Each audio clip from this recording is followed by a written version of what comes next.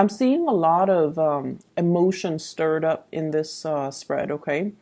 And I feel like it oscillates between like distrust and also frustration and a little bit of anger. And so whatever you do, try to, maintain your composure for this week. And especially when dealing with, people you care about, people you love. Aiming to be a little bit more objective when it comes to communication.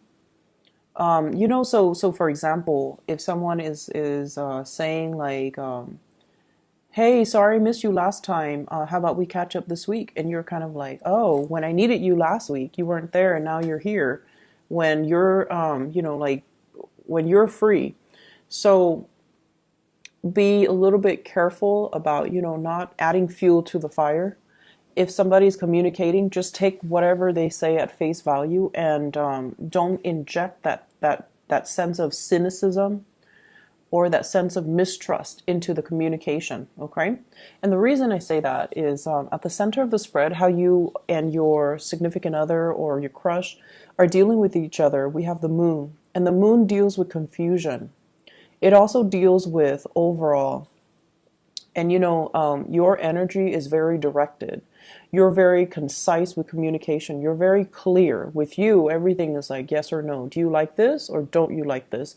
Like you're very decisive. You own your feelings. You own your emotions, and you know how you feel about somebody at all times, okay? So with the moon, it indicates to me you possibly dealing with someone who's very wishy-washy. Yes, there is a strong emotional connection, but there is also a sense of mistrust and a sense of like jealousy coming into the picture as well, where somebody says something one thing and they do another, or their actions are not very consistent with their words. And so or they're not even communicating clearly. You ask them, one thing and they respond with another. You can say like, "Hey, let's meet up at 7." And then they're like, "Oh, 7's not good for you, for me," but they don't give you an alternative, like time. So dealing with somebody who could be very wishy-washy, non-committal, not so much non-committal, but the way they communicate kind of sucks. And I feel like your patience is wearing thin with this person.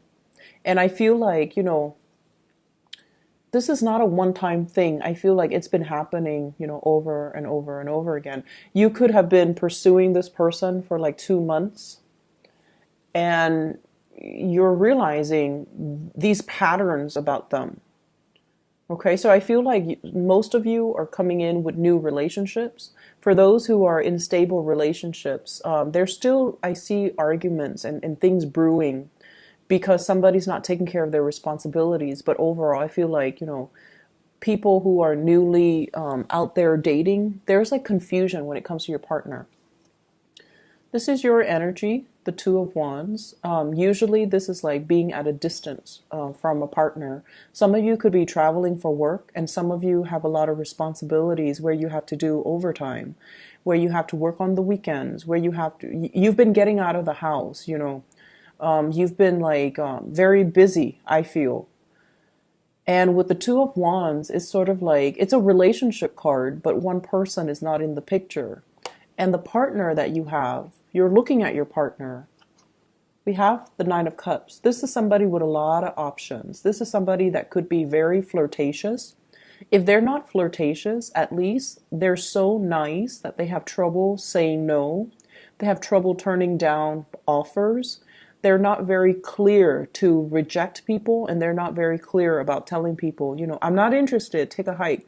So they have a lot of onlookers kind of lurking around, hoping to, get an in. So you have someone who's quite popular, who's very likable, who is quite popular, very likable, easy to be around with, quite fun to be around with, very sweet, loving, affectionate. But they might have a lot of options around them. And I feel like for those who are trying to, get this person, I feel like they're looking elsewhere. Their attention is elsewhere. And so I almost feel like you want to possess this person. I almost feel like you want to kind of like corner them, not so much like physically, but so that you can get a clear, concise answer out of them, and so that you can get a clear, idea as to how do you feel about me? Is this, are you serious with me, or should I, stop wasting my time with you? And you're not really getting any type of a, verbal yes or no from this person. They're very evasive. And what I have here is the Seven of Wands and the Tower. The Seven of Wands is, it's a relationship, I feel like, from your end where it's very challenging, it's very hard, and I feel like it's affecting your self-esteem from one moment to the next. If you're dealing with someone who's very wishy-washy and they're not able to commit to you, or they say one thing and they do another, it's almost like it just feels to me like it's very difficult. And with the Seven of Wands here, this is almost like all the energy, all the frustration is directed at one person. So I feel like this is your energy towards them, trying to get them to be clear, trying to, and even with couple people, I feel like there might be falling outs, there might be arguments coming into the picture, okay, with the Tower. And I pulled out two cards as well to clarify the Tower, just to see what we're looking at. And we have here the Seven of Cups. This is like fantasy not made into reality. And I have some people as well. This is internet based types of communication where somebody's looking at other pictures, where somebody is like possibly talking to other people, texting other people. And we have here the Ace of Cups. So this seems to me like it's a revelation about, where you stand with another person. Are you like the way that you feel about them? You might really like them, but you might not be the only person that they're talking to. And then I also feel like, coming to the realization that maybe this is a lost cause because, you built this person up. Like you saw the image of them, or you saw like, the fantasy of them, but in reality, they might not be the suitable partner for you. So I feel like something is coming to light where you are going to make a reassessment of this relationship, and you might not, I feel like you might not feel like they're giving you their undivided attention, and their attention, their energies are scattered elsewhere. And I feel like you're dealing with a big flirt. You're dealing with someone, not so much a heartbreaker, but like they like the attention. Okay, they like the attention that's given to them. And then on the flip side of that, I also feel like you're dealing with someone who has trouble rejecting suitors. And so they kind of keep people hanging on, not because they like the attention, but because they have trouble saying no. And it can be very frustrating because with you, you're very clear about, drawing boundaries, and you're very clear about who you want to pursue. So that element, I feel like there's frustration associated with it, okay? The second spread here, I feel like for many of you, you're planning to receive guests to come to your place, or you're planning to take a trip with friends to venture out. I feel like some of you just want to get away. There's this element about, wanting to get a new start, wanting to like just sell your house, get rid of your stuff and move to a different location. So I'm feeling this sense of like wanting to break out of your shell and have a new experience. Okay. Do something new, do something amazing, and just, plotting the next trip, the next location, the next job, the next vacation even. So I see a lot of that coming into the picture. I don't see financial issues, so no news is always good news. But what I do see is you want a partner in crime, okay? You're more than capable of doing things on your own, but I feel like a lot of the times you're very hesitant.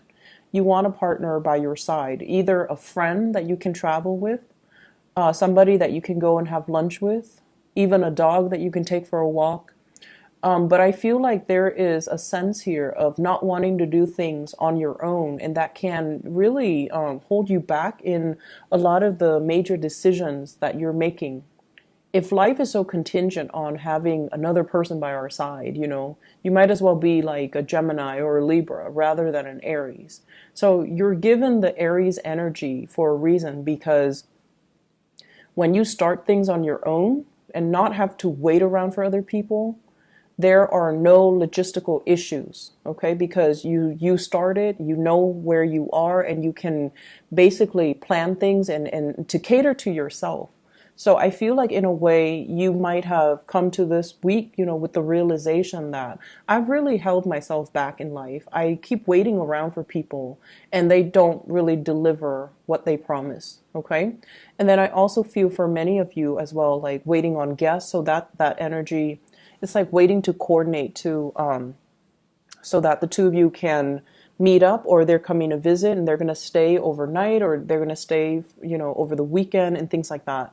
And I also have as well the Seven of Cups, and it's showing up before in the love reading as well as now. And this card usually indicates the fantasy, okay, conjuring, dreaming, wondering what if. And I feel like for many of you, there's a warning here about, not going back to the past. And they're saying like finding a new place, finding a new location, not getting pigeonholed into like. So, for example, I see you making plans, wanting to break away and wanting to make some major changes in your life. And they're saying as well, don't go back to the past, because you're looking back at the past and there's some blockages here. And it's sort of telling you, for example, if you're thinking about, I want to quit this job, I'm bored, and I want to go back to my previous job, going back to the past is probably not a good idea, okay? Or there's that ex that was always, interested in me, or that guy from high school that's always interested in me. I want to know if, things can play out. And they're saying, like, don't go back to that past. Don't live in that time capsule and relive, the movie reels from the past, because life goes on. And once again, if you find yourself having to do a lot of things on your own, I feel like you are craving a partner, somebody that can stand by your side, or even like a friend, a partner in crime, somebody that you can do these things with. But you're more than capable. This is your energy. You need to embody your energy, and you need to, own up to the fact that I'm more than capable of doing it on my own. So I feel like a lot of plans have been delayed because you were waiting on other people, waiting for them to get their stuff together, waiting for them to, overcome their sense of like stagnation, waiting for them to finish things, waiting for their career to start. And it has been a series of setbacks because plans were made with other people. So aiming to be a lot more independent and, things like that, I feel like it's going to bode well for you with your Aries energy. It's in perfect alignment with where you're supposed to go and the person that you're supposed to become, okay? So I will leave it at that, Aries. I hope you guys have a wonderful week.